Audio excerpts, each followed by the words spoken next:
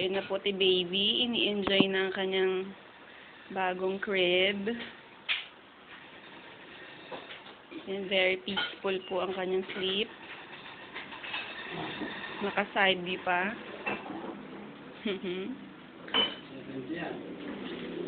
Oh, magkaiba pa ang mittens.